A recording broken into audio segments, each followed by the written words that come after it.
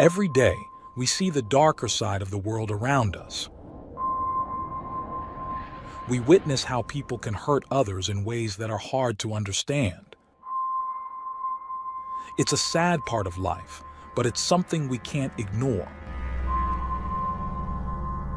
As someone who dives into the world of crime, I'm here to share the most shocking stories and try to understand what drives people to do such things. I'm Michael, and today, I've got another unreal true crime story for you. Christmas Eve morning in Laconia, New Hampshire, was supposed to be a time of excitement and joy. But at apartment 67 on Blueberry Lane, something was terribly wrong.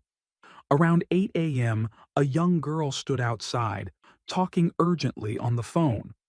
A moment later, her grandmother, Sherry Connor, ran out in a panic, yelling, "He's not breathing." Paramedics arrived quickly and carried a small, unresponsive boy to the ambulance. 5-year-old Dennis Boo Vaughn Jr. was rushed to the hospital, but it was already too late. At first, no one knew exactly what had happened, but as police investigated, they started uncovering disturbing details. Neighbors had heard things. Social workers had reported concerns, but no one had stepped in soon enough. Now, the truth about what had been going on behind those walls was finally coming to light.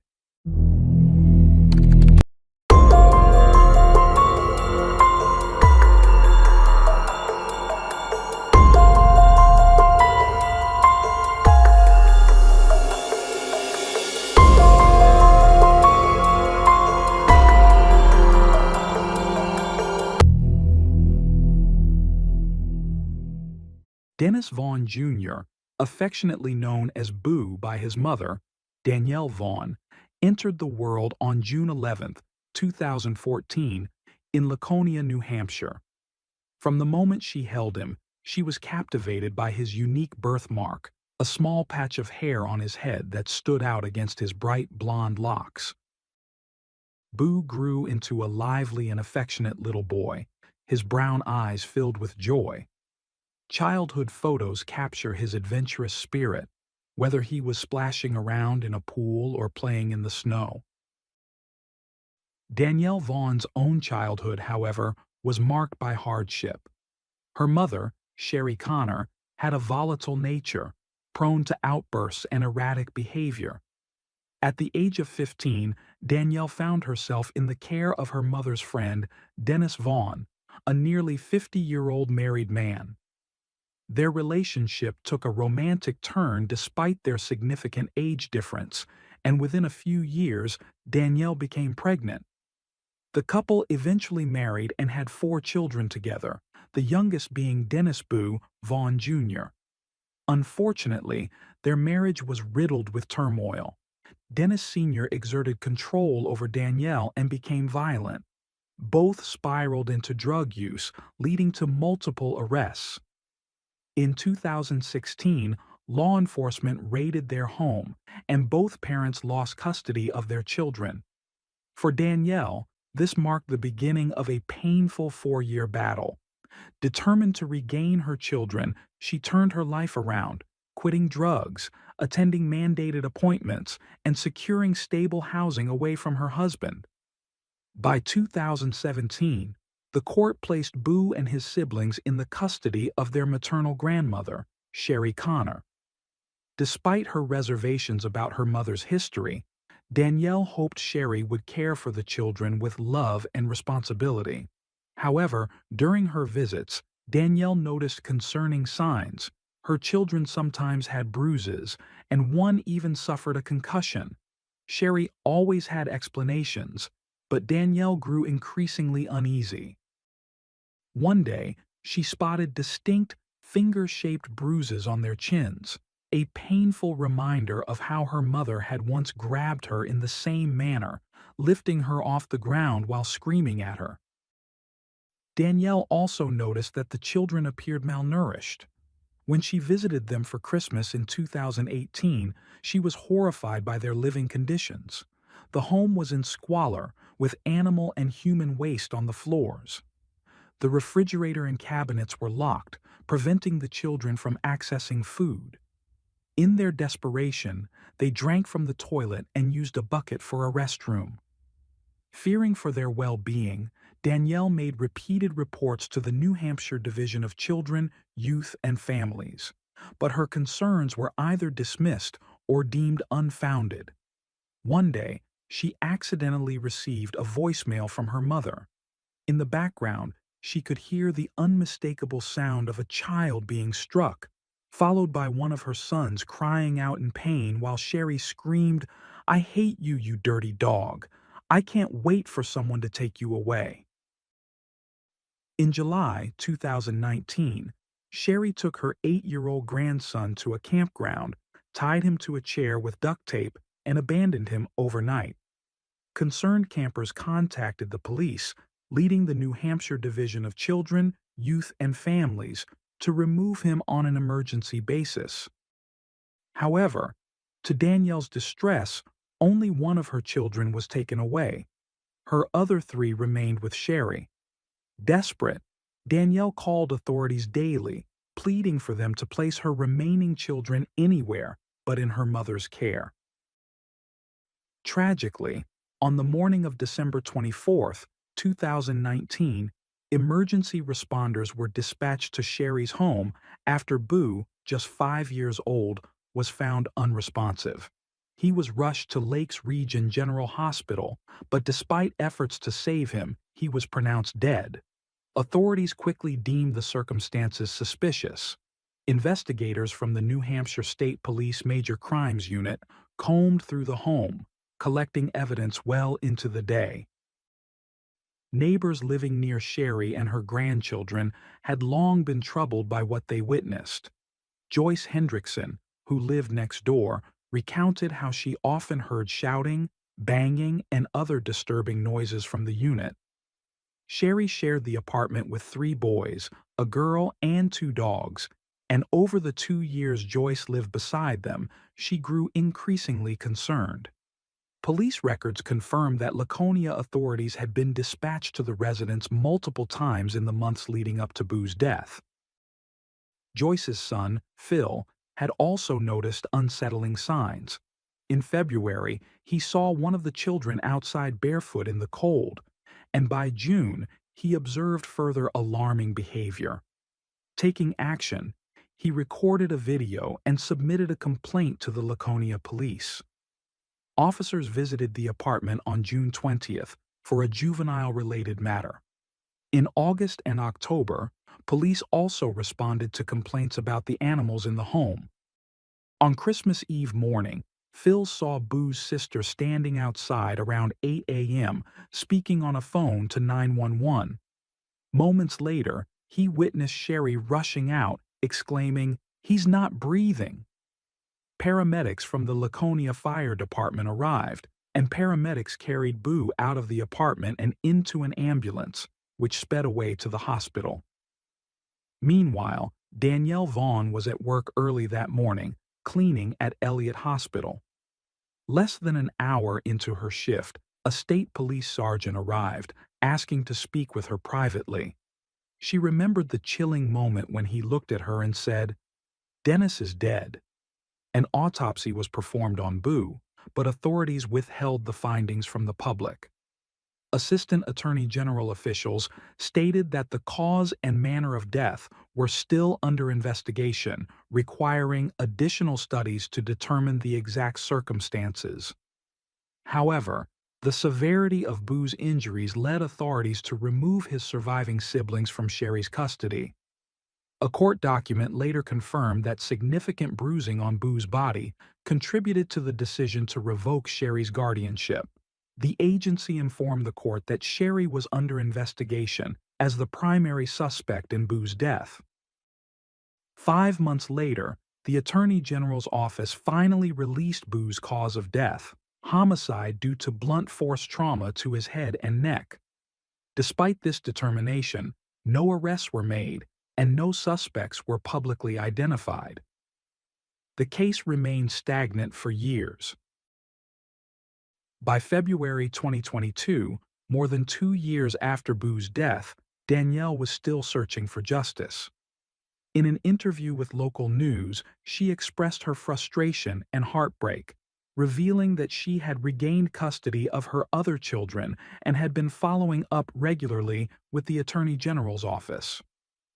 As the statute of limitations neared its end in December 2022, Danielle filed a wrongful death lawsuit against Child Services, believing it was the only way to hold the state accountable for Boo's death. The lawsuit, spanning 85 pages, outlined her repeated attempts to seek help and detailed 27 reports of suspected family violence filed between 2017 and 2019. The reports largely came from professionals, including teachers, nurses, and law enforcement officers. The first report, filed in August 2017, described an incident at a campground where Sherry allegedly grabbed Boo by the neck and face, hit him, threw a liquid in his face, and dragged him into a tent. Witnesses were so disturbed by the child's screams that they feared he needed medical attention. Authorities dismissed the report as unfounded, failing to interview the reporting officer or witnesses. Worse yet, when the agency questioned the children, Sherry was present, a clear violation of protocol.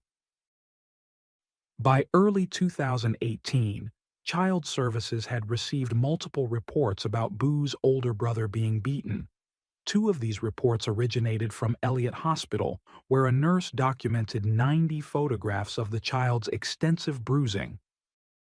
That April, Danielle called the police, pleading for someone to check on her children since Sherry was refusing to let her see them. However, when officers arrived, they reported finding the children appearing happy, healthy, clothed, and just about to eat hamburgers. Between September and December 2019, 9 additional reports were made concerning Boo's deteriorating condition. Callers reported that he was vomiting, had scabs on his head, and showed bruises on his head, neck, and arms. Witnesses consistently described the Vaughn children as having visible injuries, and alarming details about their living conditions emerged. Sherry was accused of slapping and kicking the children, locking them in a basement with no light or bathroom, forcing them to relieve themselves in a 5-gallon bucket, making them take cold baths, and tying them up with duct tape. Boo's sister was reportedly forced to sleep in a laundry basket, while Boo and his siblings were subjected to harsh punishments, including running up and down stairs in diapers as a discipline. According to the lawsuit, Boo was often confined to a high chair for long periods, even overnight, when he was just 4 years old. Sherry allegedly fed him expired canned food, straight from the can, without heating it. In January 2019, a concerned neighbor called the police to report loud yelling and banging from Sherry's apartment. The caller stated, "Can I get an officer to 103 Blueberry Lane, apartment 67? I don't know if this lady is beating the crap out of her kid. It's 11 at night and there's so much banging. I tried knocking back, but it's nonstop. All you can hear is her screaming at her kids. I have videos of them outside barefoot for an hour in the winter. It happens all the time. I don't know if she's a student of hell or what, but she won't stop. All you hear are kids screaming. I told her I was reporting her, but you might want to come here for safety. I have proof." When police arrived, they classified the call as a noise complaint. Sherry told the responding officer that she was disciplining one of the children by making him run up and down the stairs 10 times for urinating on the wall. After speaking with the child, who confirmed her story, the officer simply advised Sherry to be mindful of the noise and left. Further reports documented a troubling pattern. A school social worker reported that Boo and his siblings frequently came to school with bruises. Sherry was known to have a history of substance abuse, and it was suspected that she had undiagnosed mental health issues. Another report revealed that Sherry believed the boys were influenced by the devil, whom she associated with their father. She claimed that she had found God, and was determined to rid the boys of their father's influence through spiritual intervention. An internal email from the school documented concerns that child services was not taking these reports seriously. Just 9 days after this email was written, Boo was dead. The lawsuit further alleged that in the days leading up to Boo's death, Sherry told Danielle that Boo was experiencing hallucinations and was unable to eat or drink. Sherry reportedly claimed that Boo knew he was going to die and told her that the devil was coming for him. After Boo's passing on Christmas Eve, a social services worker documented that Sherry reacted by shouting that the police don't care about kids and were ruining Christmas. Danielle voiced her deep frustration at losing custody of her children, only for them to end up in an even worse situation. The local community rallied around Boo's memory, putting up flyers with the message, "Don't forget Dennis." One determined woman even marched to the mayor's office, holding a photo of Boo to demand action. Many criticized the Attorney General's office for failing to continue seeking public tips on Boo's case. The Laconia Police Department never used its social media platforms to request information, and the governor was condemned for not advocating for Boo's case as he had for other child victims in New Hampshire. Unlike 3 other cases involving children, which prompted an official state review, Boo's murder received no such attention. A news report referred to Boo as the 5-year-old homicide victim that no one was talking about. The lack of resolution in Boo's case struck a chord with those familiar with similar injustices, such as the unresolved death of 19-month-old Ayla Reynolds in Maine, which had also gone unanswered for over a decade. By this time, Sherry had moved to Maine and agreed to speak with the New Hampshire Bulletin via Facebook Messenger. She admitted that she had only spoken to investigators once. After my interview with the detective, I decided I wasn't talking to anybody anymore. They were really mean to me. I don't trust anyone. She claimed she had been unaware of the 25-plus reports of suspected abuse filed against her. She also alleged that the Child Services Agency did not provide enough food, financial assistance, or support to help her care for the 4 children. When asked about Boo's cause of death, Sherry attempted to shift the narrative by presenting a medical record from 2016, before she had custody of the children. The record showed Boo had been seen for dehydration concerns. She claimed Boo had a drinking problem, stating he would drink from the toilet and the dog's water bowl, even soaking his pajamas in water to suck on them at night. She also mentioned Boo had been ill before his death, but did not specify his symptoms, instead suggesting mold in her apartment could have been the cause. Sherry further attempted to explain away the bruising found on Boo's head, blaming it on a paramedic who she claimed accidentally hit the child's head on the door while carrying him out. Even after being presented with Boo's official death certificate, which stated the cause as blunt force trauma, she insisted he had died of natural causes. Despite her denials, the community continued to demand justice for Boo. In December 2023, candlelit vigils were held every Friday to mark the 4-year anniversary of his homicide. Supporters hoped to draw renewed attention to the case and show solidarity with Boo's surviving family members. Finally, on Friday, August 16, 2024, the New Hampshire State Police and Laconia Police Department announced the long-awaited arrest of Sherry Connor, age 61. She was indicted on charges of manslaughter and negligent homicide, along with 6 counts of first-degree assault, 1 count of second-degree assault, and 4 counts of witness tampering. While the official statement did not name the victim, it was evident that Sherry was finally being held accountable for Boo's death. She was scheduled to appear in court, though the exact date was not disclosed. New details about Boo's death emerged during Sherry's arraignment the following Monday. Authorities revealed that Boo's autopsy showed 60 contusions and abrasions on his body, with 18 contusions and 9 abrasions on his head alone. The medical examiner determined that many of the injuries were fresh, inflicted just hours before Boo died. On the day of his death, Sherry allegedly became enraged when Boo left clothes on the floor. As punishment, she forced him to wear all the clothing he hadn't picked up and made him run in place. When he collapsed from exhaustion, she kicked him and struck him in the head and neck with a broom. After the broom broke, she stomped on him, then covered him with a blanket and left him unattended for hours. Later that day, despite Boo experiencing a 104-degree fever, incontinence, and hallucinations, she still did not seek medical attention. In a heart-wrenching moment, Boo reportedly mistook a plastic bag for a Christmas present, clinging to whatever small joy he could find. Instead of comforting him, Sherry cruelly told him the devil was coming to take him away. He died several hours later. Boo's surviving siblings corroborated the horrific abuse, painting a grim picture of life with Sherry. According to the district attorney, the children endured unimaginable torture, forced to hold their legs in the air while Sherry stomped on them if they faltered. She made them take ice-cold baths, run naked up and down stairs for hours, and even put hot sauce on their genitals. She reportedly held their heads underwater, smothered them with pillows, and frequently deprived them of food.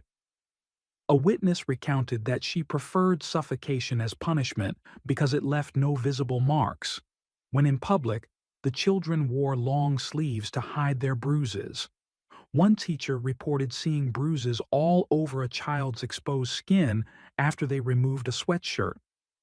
Despite the overwhelming evidence, Sherry's public defender requested bail, arguing she had no prior criminal record, was battling cancer, and was concerned about her dog, which had been left home alone after her arrest.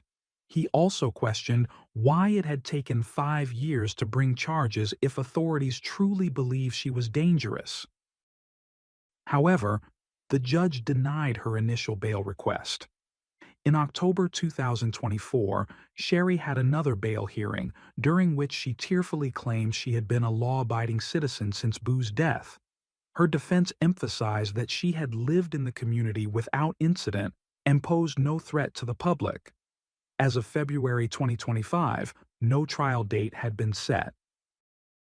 Danielle's wrongful death lawsuit also remained unresolved. Supporters hoped the trial would not only hold Sherry accountable, but also shed light on why it took authorities 5 years to act when there had been a well-documented history of abuse. While we wait for justice, we must ensure that Boo is never forgotten.